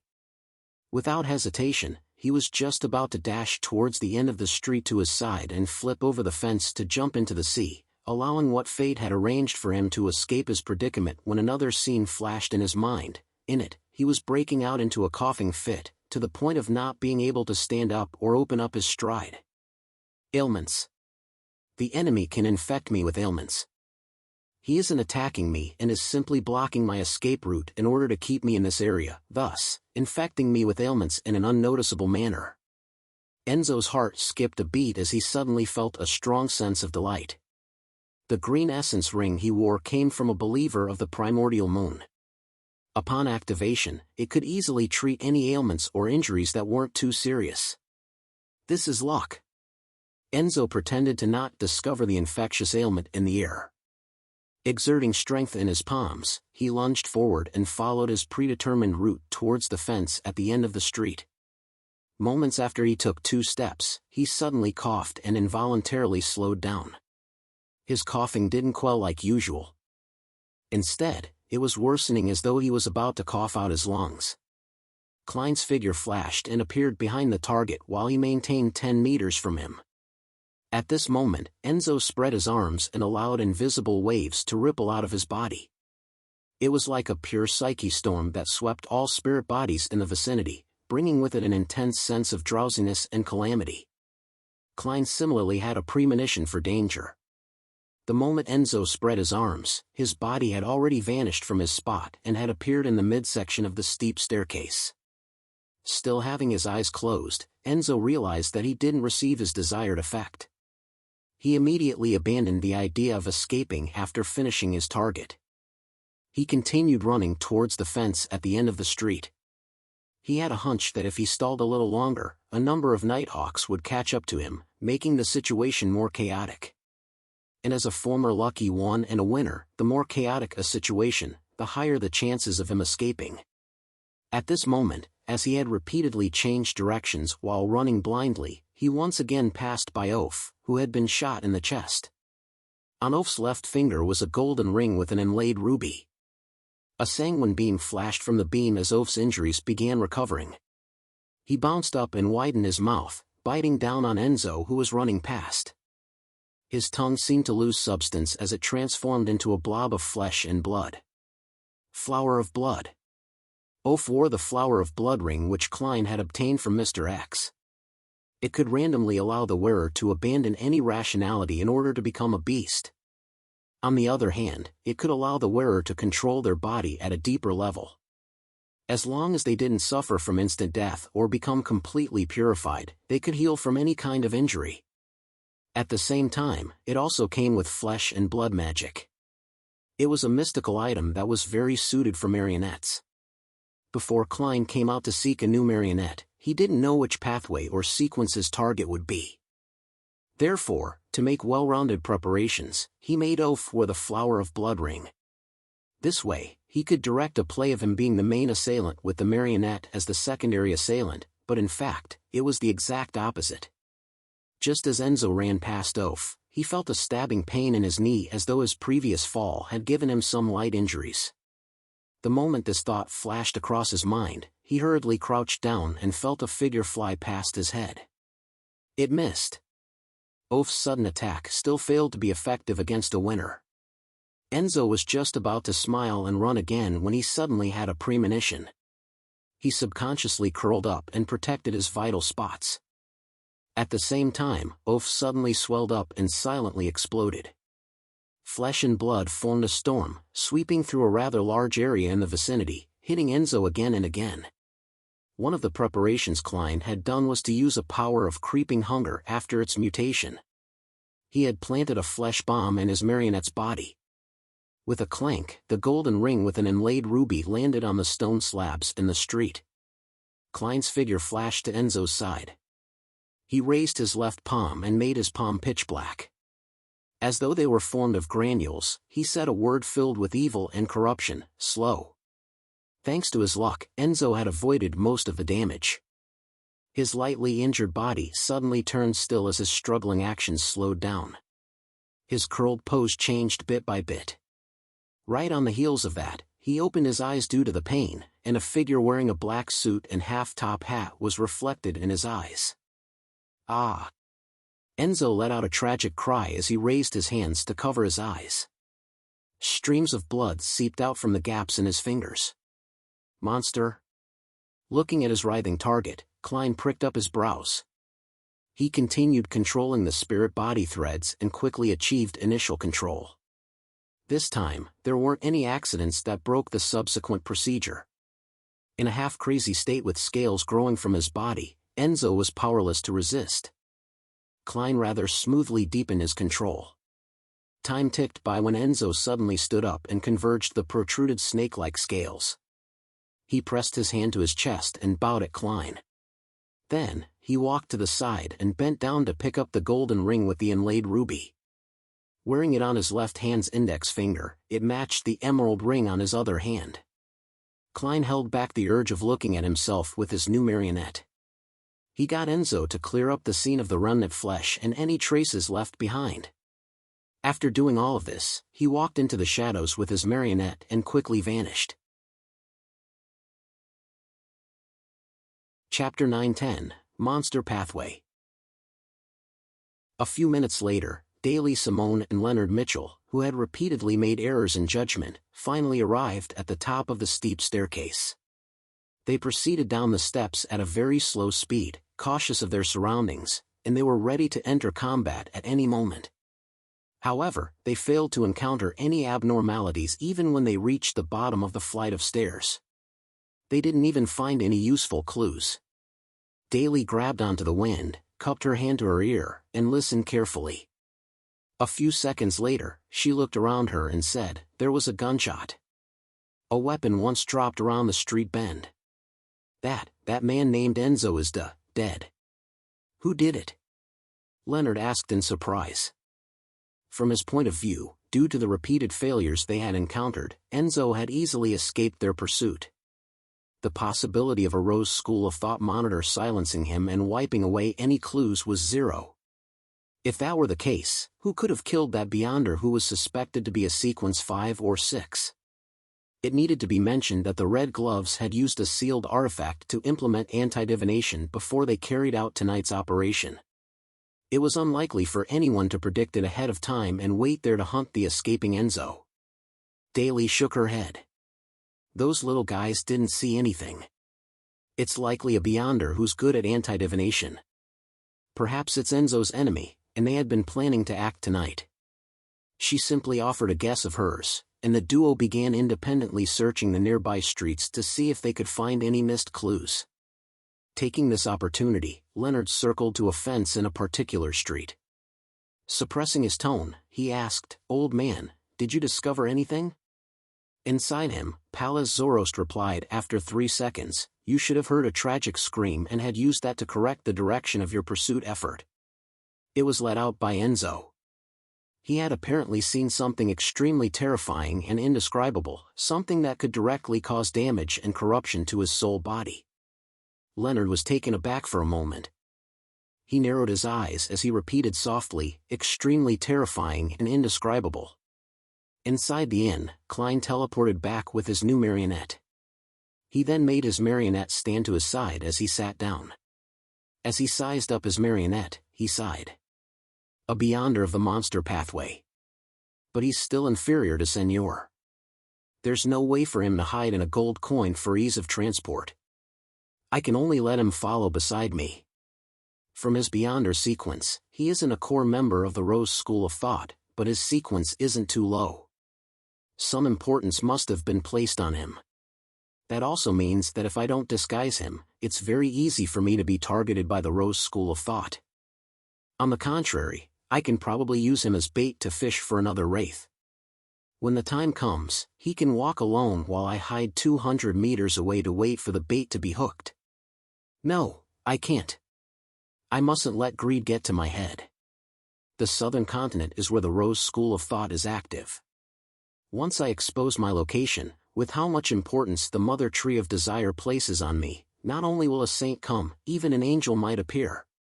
Yes, it's better if I disguise this marionette. As a faceless, I'm quite skilled at disguises. Then, I'll continue using mystical methods to find my next marionette. I'll wait for Danitz to finish his investigation and for Mr. Azek to come find me. Klein quickly made up his mind. Using a myriad of means, he gained an understanding of his new marionette's level and beyonder powers. He was a Sequence 5 winner of the Fate pathway. In this pathway, a Sequence 9 monster was one who had super high spiritual perception. They often heard sounds others couldn't hear, and also see things others couldn't see. This allowed them to occasionally see the future and have an acute intuition for danger. Beyonders of this sequence often entered a state of enlightenment as they muttered indecipherable words. It was the reason why they were treated as real monsters. As for the corresponding Sequence 8 robot, the Beyonders would obtain terrifying calculation skills and precise control. The various parts of their bodies in those aspects would be clearly boosted, making them talented at close combat and shooting. At the same time, they also had the powers of divination and anti-divination.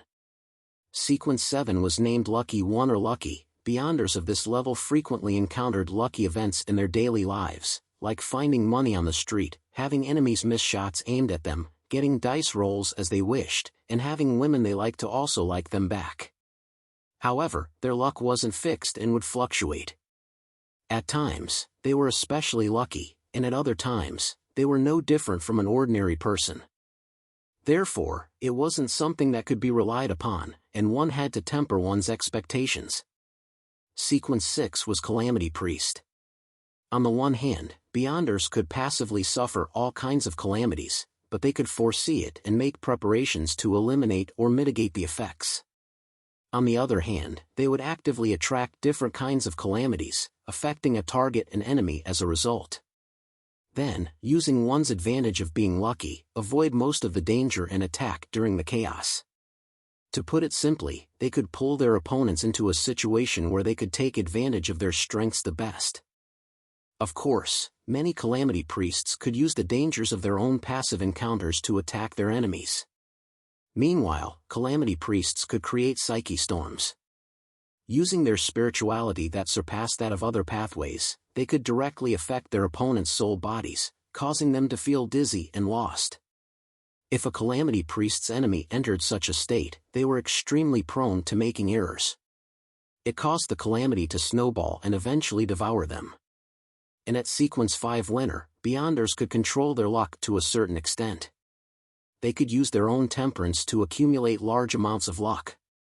At critical moments, they could dramatically reduce any dangers to their life multiple times. From time to time, they could also encounter beneficial situations that have extremely low probabilities in their daily lives. For example, due to someone's mistakes, they might receive an inheritance. The strange, comedic way they walked caused them to catch the fancy of a member of the opposite sex, or their enemies who were pursuing them would foolishly get lost or make errors in judgment. At this level, Beyonders of the Fate pathway had a very keen sense of foresight. Be it divination or anti-divination, they were mysticism experts. In addition, they could also give their enemies bad luck to a certain extent, making their targets become unlucky. Beyonders of the monster pathway are really extreme. Apart from the spirituality and fate domain, they almost have zero Beyonder powers. Even their constitution and calculation skills are provided at robot. The subsequent advancements give rather limited improvements. This is my ideal model for a charlatan. They do not have any offensive or defensive abilities, simply relying on their premonition and how fate blesses them. I have to say that this is the most special path out of the 22 Beyonder pathways. I can find or guess their neighboring pathways. Only Monster seems rather asocial. It seems to be a lonely one. Perhaps, the Beyonder pathway that focuses on fate is destined to be lonely? Klein silently reflected on the matter and had some ideas regarding the usage of his marionette. Of course, he still needed to carry out divinations above the gray fog. He needed to see if the passive good luck and calamities still existed after the Beyonder's actual death. If it really was present, Klein had to constantly face the trials of calamities. In comparison, Admiral of Blood Seigneur is still better as a marionette. Sigh, people only know how to cherish and regret once things are gone. Klein shook his head in a self-deprecating chortle. From the traits of the monster pathway, he thought of a few effective means to deal with their mid- and low-sequence Beyonders. First, it was to catch them by surprise to let them see him directly.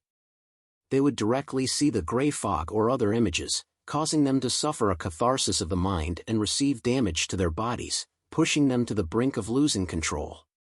Second, it was to throw a special item out, causing them to face the test of seeing what shouldn't be seen and hear what shouldn't be heard. In this aspect, Klein had a blood crystal that came from a high-level devil that could produce such an effect, Blatherer's aura. Third, it was to entice them to give him bad luck and pretend to act unlucky so as to have an opportunity to strike back.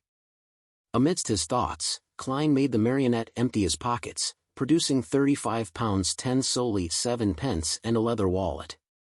The wallet's surface and interior had a flower and name embroidered on it. It appeared to be completely handcrafted. Enzo.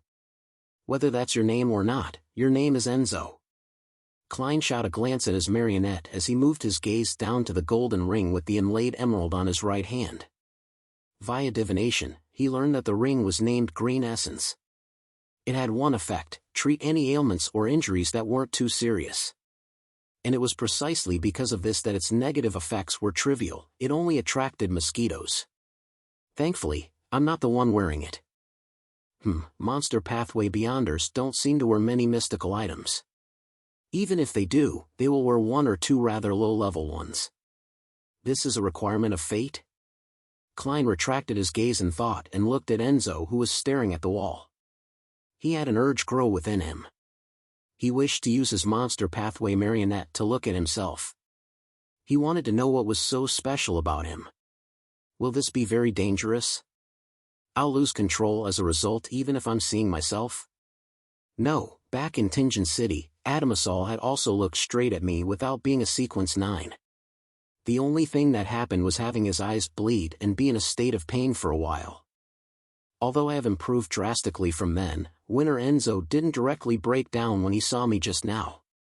The reaction resembled my reaction when seeing Demonis of Despair Panatia's partial mythical creature form. Do a divination above the gray fog? No, that involves the gray fog itself. The outcome will definitely be interfered with. Rely on my own divination powers in the real world?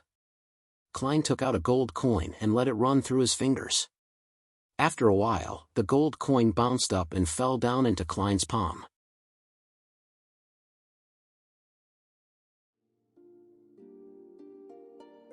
If you are enjoying this audiobook and would like to support Wispy Tales, please visit our Patreon and join our Discord server.